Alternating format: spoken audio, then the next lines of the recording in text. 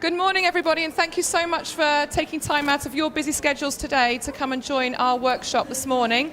I'm sure you've already had a very interesting start to the day.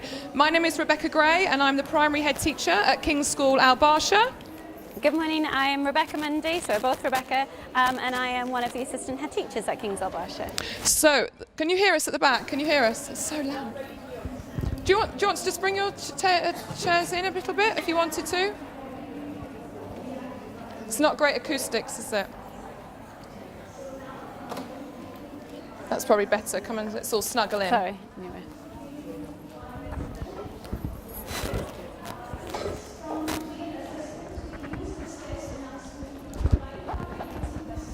Okay, so this morning, for the next 40 minutes or so, we're going to talk you through Know Thy Impact, the journey that we've been on at King's Barsha from start to finish, and the impact that we've had as well. Thank you, Rebecca.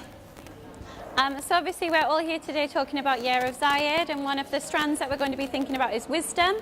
So obviously he was very passionate about making sure that in the UAE we provide the best possible education for our children who are with us in the United Arab Emirates, and there are tons and tons of quotes which just like the one that I have on the board there. So today our focus is going to be looking at how you as practitioners and leaders in schools can have the greatest possible impact on the children that you're working with every day. So throughout the session, like I've already touched on, we'll talk about what we actually mean by Know Thy Impact, how we measure the impact of what we're doing, our own personal journey that we've been on, and also, which is so important, the actual impact that we had from our journey. We'll be sharing that with you today as well. Thanks, Rebecca. So the first thing that we did when we started this process was we worked together as a leadership team and as a whole teaching team. Just for some context, our school Barsha goes all the way from 3 up to 18, so we're working with foundation stage children, we're working with students who are in 6th. So we sat with our teachers and we asked them, what do you think a good learner is? What are the qualities, if you were to think of a child in your class, in your school, and you think they're a really good learner, what qualities do they have? So on your table there, I want you to work with the people in your teams. I want you to see if you can write down on one side of your paper the things that you think as a teacher, as a professional, a practitioner, what do you think makes a good learner? Hi, is there any way they could not use the microphone downstairs? Microphone? No. You can hear when I'm talking, is they're using the microphone. It's really difficult. Who's talking? Yes, they can. Yep, so on the piece of A3 paper, the words that you would use to describe what makes a good learner. Yep, have that professional dialogue. No, for the whole team. Together. Yeah, brainstorm your ideas. Yes, so writing around the children in the middle, what makes a good learner? If I give you an example, it's someone who is resilient, for example.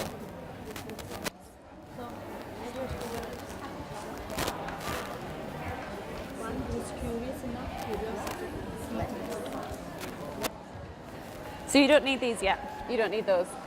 Okay, we'll just write it. Yeah, you don't need to use those are for something else. So just write down all of the things that you think make a good learner. I don't remember. Oh, sorry. Too much noise. Okay, let's do like this. Maybe now it will be okay. Thank you.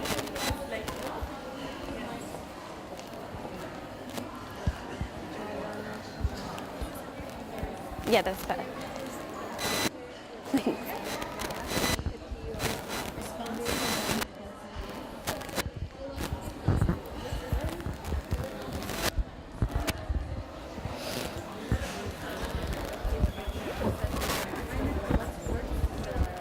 Okay, 30 more seconds, ladies.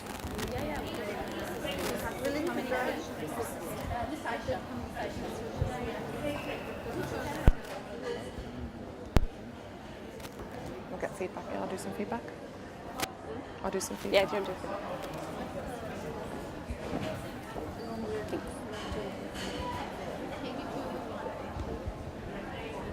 feedback? Okay, ladies. So we are thinking about us and us as professionals, what we believe makes a good learner. Who's now going to be brave enough to speak into my non-existent loud microphone and share with everybody, for the purpose of the film, what you believe makes a good learner? We've got several things. We've got a good listener. It's not working.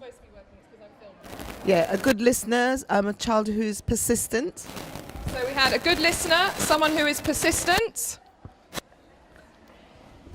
So we have a couple of things: a global citizen, curiosity, critical thinkers, innovative students, inquirers, self-disciplined, culturally aware, and caring.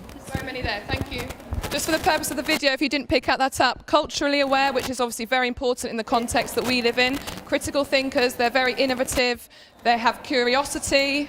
Let's have a look over here, ladies, one last table. So a good speaker. A good speaker. Yeah, a happy child. A happy child. Confidence, he's interactive, he's friendly, he's responsible, he has good social and communication skills, he's a good listener. Social communication skills and is friendly. Listener, he's a creative, innovative, and good speaker. Lovely, thank you so much. A clear, confident speaker as well, so important. Anyone with anything different? Being a reflective learner. Did everybody have that? Yeah, we have. I think us as professionals, we're incredibly reflective upon our practice, and that's the most important skill that we want to instill in our children as well. Yes? So making learning real life and also personal to yourself and the world around you as well. Thank you. Okay, right, over to you, Rebecca. I'm going to trip over in a minute.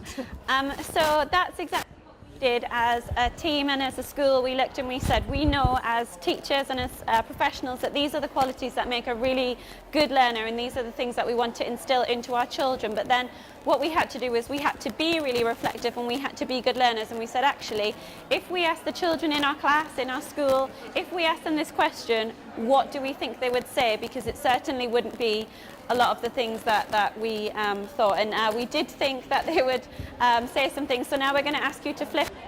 If you turn your piece of paper over, and on the other side, I now want you to think, be realistic. If you were to walk into your year 5 or grade 5 classroom today and walk up to little Jimmy and say to him, what makes a good learner? What would their response be? What would the things would they tell you that makes a good learner? So on the other side of the piece of the paper you've just been writing on, jot down those ideas from the child's perspective.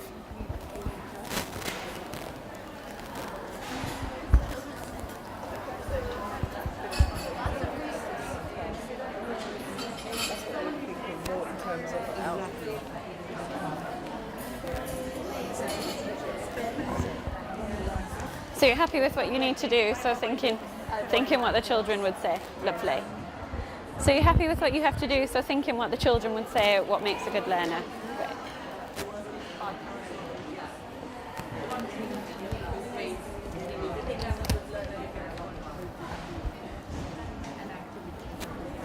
Great.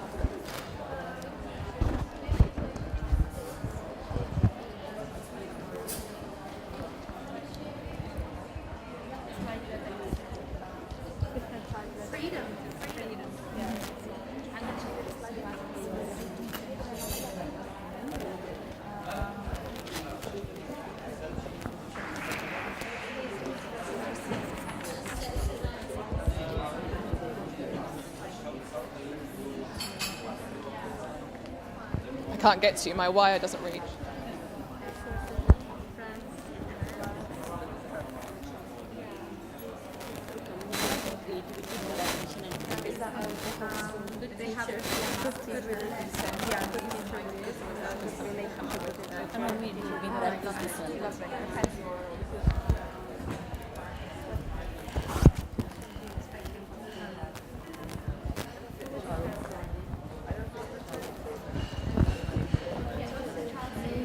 Couple more minutes, ladies.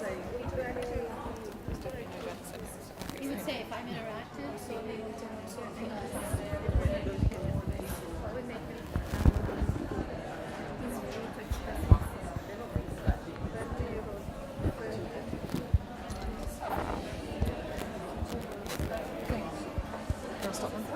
You're doing feedback. Okay, colleagues. It's about being, again, realistic here and really imagining that child who's 7 years old when you say what makes a good learner. So if we could get some feedback from the table as well, that would be lovely, on what your children would say. Have you got anything there? Okay, so being a good contributor from this table. Anything else? Okay, evaluator. Interesting. Over here. Oh, do you want to see yours? So the 4 C's, they're communication, they're creative, they collaborate, and they are a critical thinker. Just really imagine, do your 5-year-olds, that level, are they able to articulate that? And just take a moment to think, if they can say that I'm a critical thinker, do they 100% know what that means? Just have a little think about that. Depends on the age. Okay, over here. I think that they want freedom. They have supportive parents, good teachers, they have Okay. friends. So They're free to express themselves. this table, interestingly, has gone for the more holistic approach in terms of they've got freedom, they have, they're a good learner, they learn through play, Environment in the classroom. they're a good learner because they learn in open spaces, they have the freedom. Lots of recess. Yes, okay. Perspectives, I think when he completes, or the child completes the given tasks, Uh-huh. getting good grades, Yeah. be like an assistant to the teacher. Yes. So this is spot on. So do those children, again, let's think about those little ones who aren't mature enough yet to really articulate it. When you say what makes a good learner, oh, I'm someone who is really helpful for the teacher. I always line up really nicely. I put my hand up. You know, that's sort of, she makes me the leader. Anything else? Yes, I answer the teacher's questions. Yeah, okay. Over here. Do you have a... Yes. Yes, yes. Yes, yes, yes.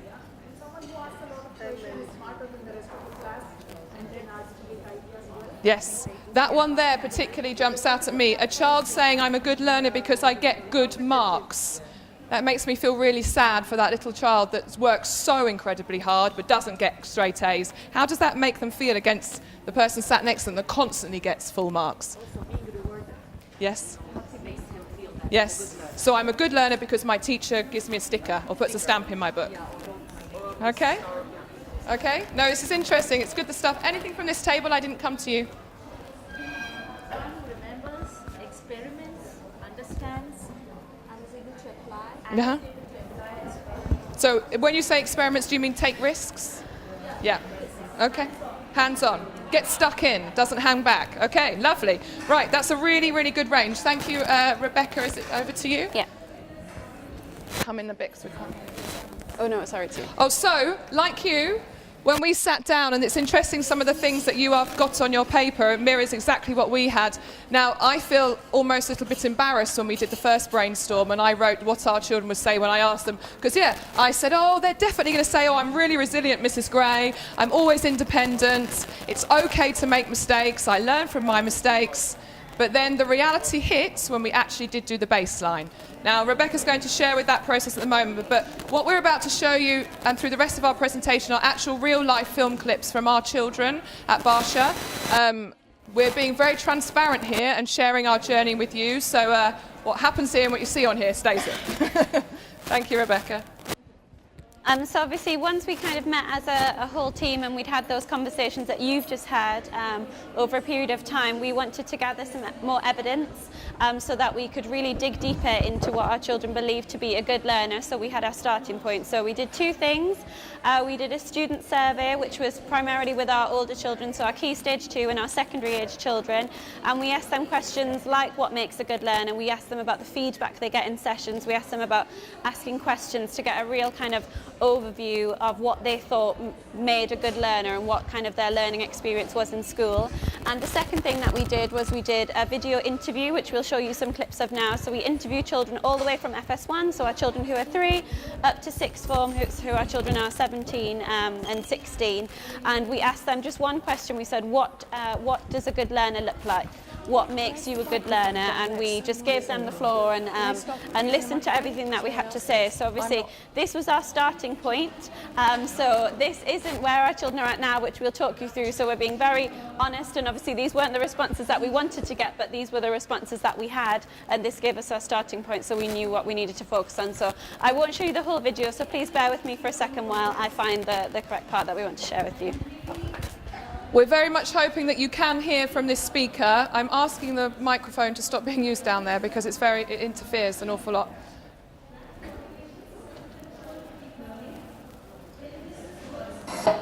So what you have to do if you want to become a good learner, you have to, if you're at school and your teacher is teaching you something which you don't know, you have to listen.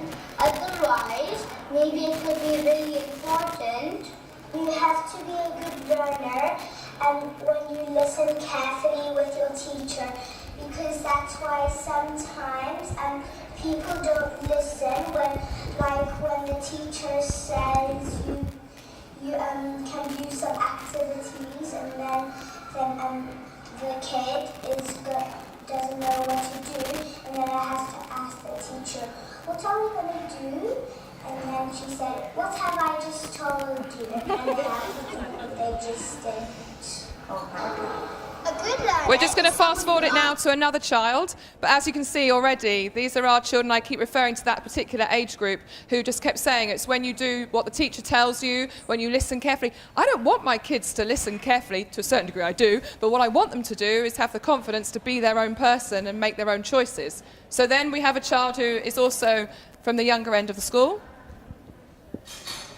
So a challenge is something that is very tricky to do. Our teachers, they give us tricky learning for a challenge. To try and make something.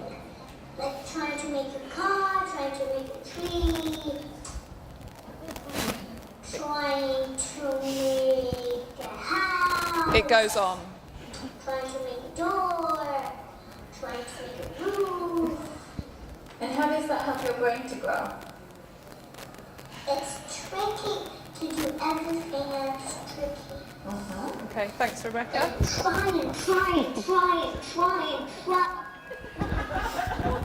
Bless her. But so she had kind of an understanding. She knew things were a challenge. She knew things are really tricky. We talk a lot about tricky things at Barsha. But she didn't really understand what it actually meant and how she could grow from it. So what we then did is we decided to take quite a bold step, and we signed up with John Hattie's visible learning approach. I don't know if many of you are familiar with that. It's all over the web if you want to. He's obviously a leading educationist and researcher. And we really started to unpick, well, what's going to have the biggest impact on the learning process for our children? Because remember, I don't want a teacher to come to me and tell me their impact just by looking at data. I want my children to be able to tell me the impact on their learning from their teachers. So we flipped it, like we keep saying, we flipped the whole process. We could put the children in complete control. Now, on your tables, and there's going to be a little exercise for you, thanks, Rebecca, these are the factors that have the highest impact on learning according to John Hattie's research. Now, you've got some up there that class size, questioning, class discussions, feedback, which obviously is so important. But what I want you to do now on your tables, again, have that professional discussion, and I want you to order them in, well, which ones you think would have the most impact on learning being at the top, and then focusing down to the bottom. It's important to say that all of these do have an impact on learning, but some far, far more than others. So if you could just take 2 minutes, please, colleagues, to order those on your table.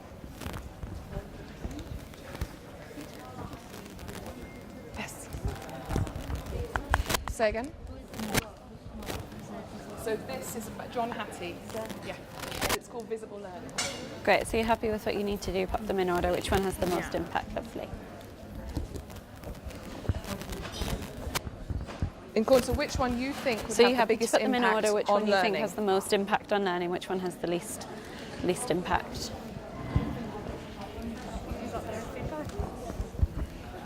I'm sure it's really helpful.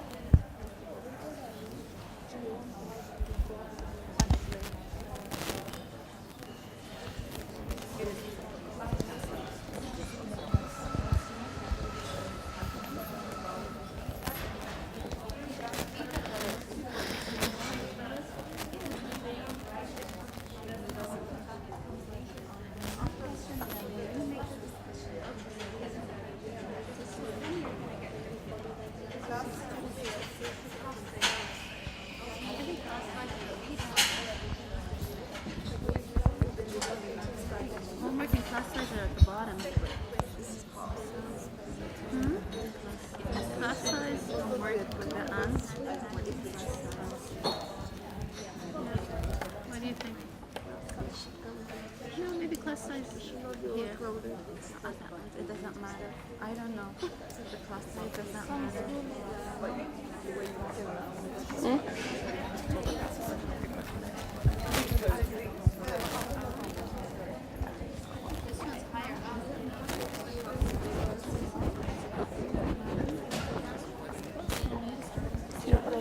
11:05. Sorry. What time is it due to finish?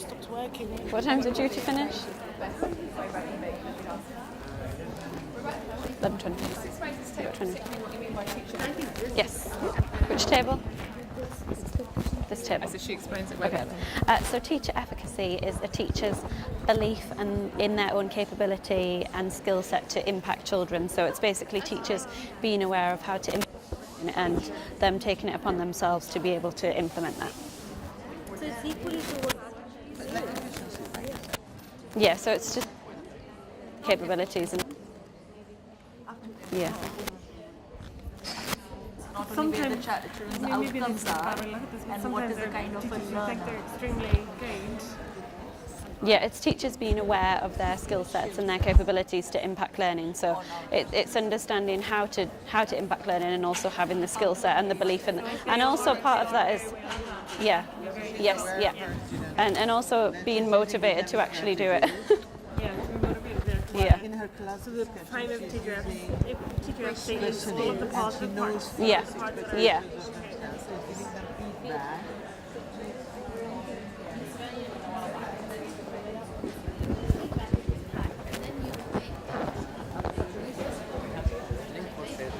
Okay, Yes, I have one it on more the slide. minute, colleagues, and then we'll feed back.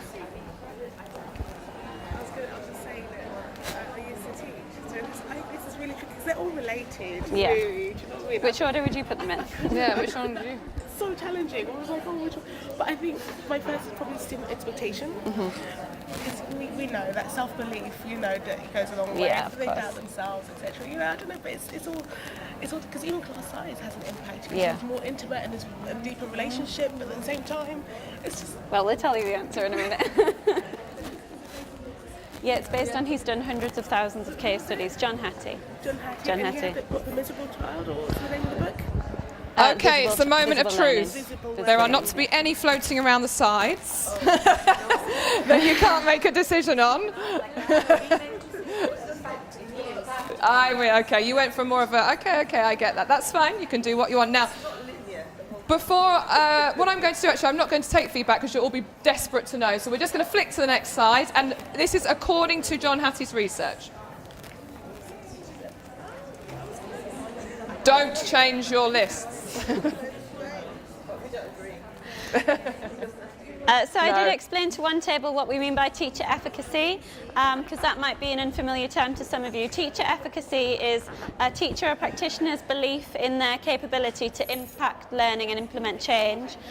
So it's really their understanding of how to impact children's learning and then also their skill set to be able to do that. And obviously number 2 there is students' expectations of themselves. So Rebecca's going to talk you through how we really took those two. So this is based on the research done by John Hattie, as Rebecca said, and he's done hundreds of thousands of case studies of children across the world. And he has a whole effect size measure that I won't go into, but there's a lot of research. Huge amounts. Now, just before you move on, Rebecca, would you just mind going back? So you would have gone, some of them you would have said, oh my goodness, really? Others, oh yeah, I get that. And others would have said, well, it doesn't have to be right. We think differently. And that's completely up to you. Now, I think for me, personally, the one that I was actually pleased to see down the bottom was class size, because we spend an awful lot of time as professionals meeting with parents who say to us, we want smaller class sizes, we want 14 children in a class, but actually evidence shows and research shows that yes, of course it does have a minimal impact on pupils' progress, but it doesn't have the most impact. And actually, as a professional myself that taught for years and years and years in East London, I sometimes stood in front of a class of Year 6 children with 36 children stood in front of me. I had to achieve SATs results, it was when we had levels, I had to get level 5s, level 6s, and I managed to make it happen. Don't get me wrong, with a team around me, but I had 36 children and we had success. So actually, I was thrilled when I saw the class size was slightly lower. One that isn't on there, which might be interesting, particularly in the context we work in, is mobility. Mobility actually has a significantly negative effect on impact of learning for our young learners. If a child jumps from school to school, it can potentially set them back a full academic year because, of course, they need to settle in, they need to find their feet, they need to feel confident, they need to build relationships, they might go from curriculum to curriculum. So we have to be really mindful about where we live in this context, that our children do have quite a lot of changes, especially if they're going from country to country. So, that said, we then began the next step, and I'll let you talk about that. Thanks, Rebecca. Okay, so we were looking at obviously students' expectations of themselves and their belief in their ability to do something. So we started talking about the pit, and I know that talking about the pit has been around for years and years, but when we actually looked together, we said, how much do our children understand about challenging themselves and understanding the learning process? Because that's what really the pit is that finding out something new, finding different ways of challenging yourself, understanding how to overcome a problem and a misconception.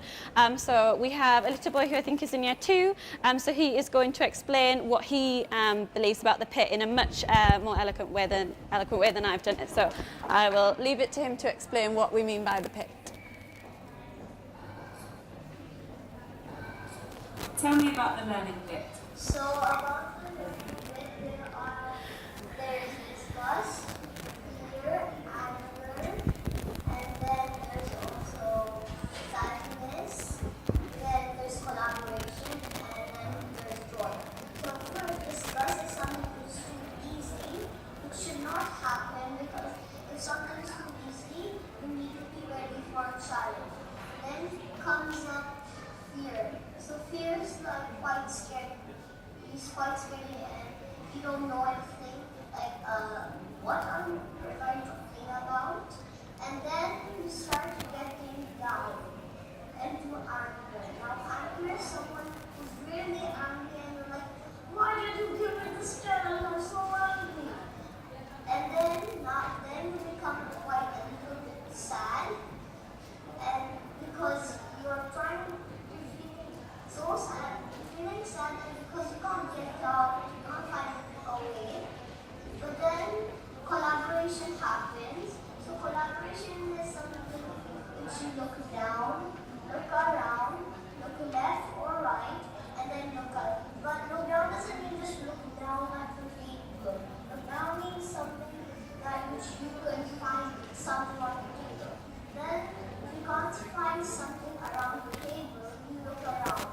Not look around at the display and then say, ooh, this is what I did last time. Ooh, this is so nice. Not like that. That's not what look around is. Look around is something which you need to find something around the classroom which will help. But if you still don't find what you need, you look left or right. Right, which means that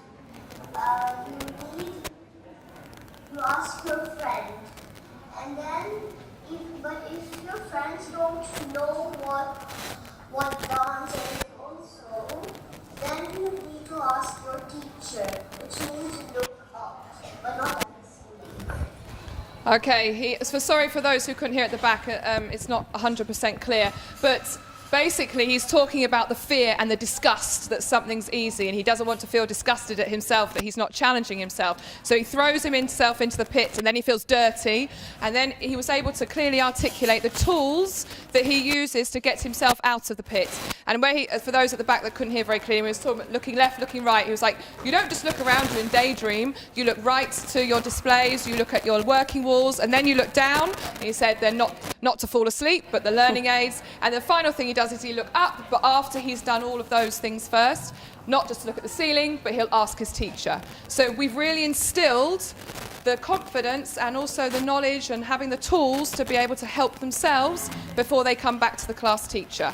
And then they manage to climb out of the pit independently. As they sometimes tell me, have a shower, clean off, and get ready for next day's learning. So we've embraced this in every single year group, from our 3-year-olds all the way through to A-level age children, and everybody's completely embraced it. And in each year group, the model of it might look slightly different, because of course we've got different age children, but the concept is really, really becoming embedded now, so our children are able to challenge themselves. Okay, so I think now over to you, Rebecca. Yeah. So obviously we are holding our children to account, and we're making them feel responsible for their own learning and that they can't just sit around and wait for the teacher to teach them how to learn. They need to take responsibility and ownership of that. So we now looked at how we are going to hold ourselves as teachers and leaders to account. So what we did was we looked as a team at what we could implement into our school, which would work for our children and our teachers. So I know you all take time out of your days to come to things like this, so we want to give you some real-life impact, inspiration ideas of things that you could maybe do at your school, which hopefully have the same impact which it has at our school. So I have a handout with all of these on, so don't worry about taking photographs and lots of notes, because we'll give you the handout at the end. So one of the first things that we did was one-to-one people conferencing. So this is when every child across the school, all the way from 3 up to 18, they have a chance to sit with their teacher. So we do this at each assessment point that we do with the children. They sit down with their class teacher and they talk about their learning so far, they talk about their strengths, they talk about their areas for development. We use our formative and summative assessment to inform these discussions. And then each child has in the front of each book that they have, they're diving deep into documents. Obviously, there's lots of talk happening about mastery and going deeper into our learning. So the children have this in their book, and they set their own targets with their teacher, and they are responsible for meeting those targets. So they have a chance to talk about, this is where I'm going, and this is how I'm going to get here, and this is the support that I need from you as my teacher. And it's used as a yearly flight path, so the children their learning across different year groups as they move forward, and they really get a chance to understand what impact the teaching has on their learning, and they're able to articulate their learning in a much better way, even from our children who are in the foundation stage. Something else that we've looked at is personal reflections. We thought as a school, how often do we speak to the children about their learning? How often do we ask for their opinion? And if we do ask for their opinion, what impact does that have? So something that we have is we have reflection books. And again, those are in different year groups, but in foundation stage, for example, obviously, the children don't have the skills to be able to write and articulate. So following a piece of learning or a session or their chill time, we would sit with the children and we actually ask them, what did you learn today? What did we do today? What was the we were doing, why were we here? Because obviously children go home at the end of the day, what did you learn today? Nothing. So we wanted them to actually understand why they're here and what they're learning. So we have really open and honest dialogues with our children where they're able to give us their feedback on our teaching, which is we've had to build up a real culture of trust in our school so that teachers feel comfortable with that. But we have really open and honest dialogues where we get their feedback, and then we actually use that to impact our future learning. So if see the board.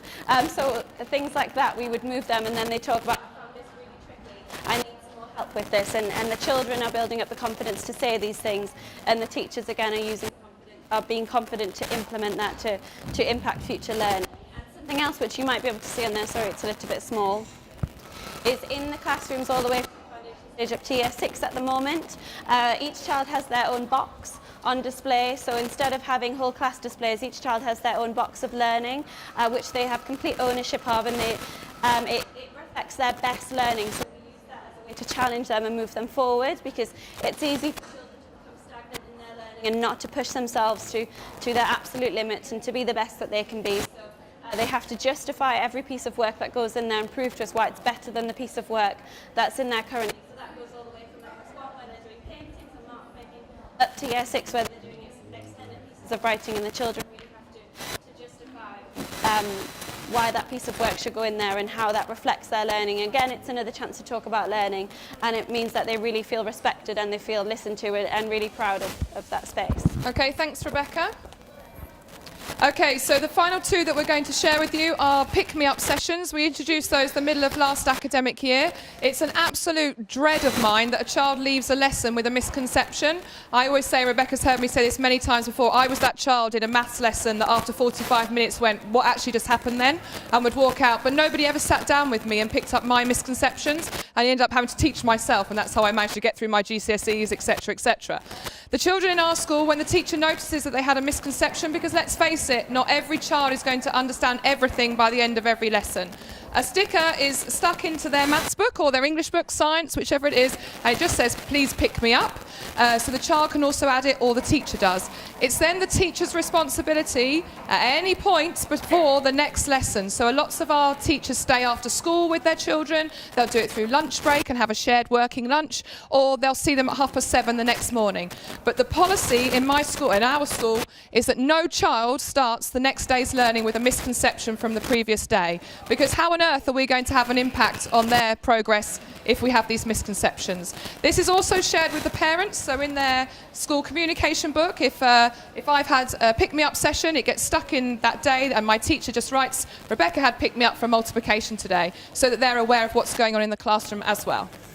And then the final one we're going to share with you, we've all talked about success criteria for years and years and years. However, our success criteria we handed completely over to our learners in our classroom. When a lesson has taken place and the children when a lesson is taking place and the children go to their independent session, we let them be independent for about 2 to 3 minutes. We then stop the whole class.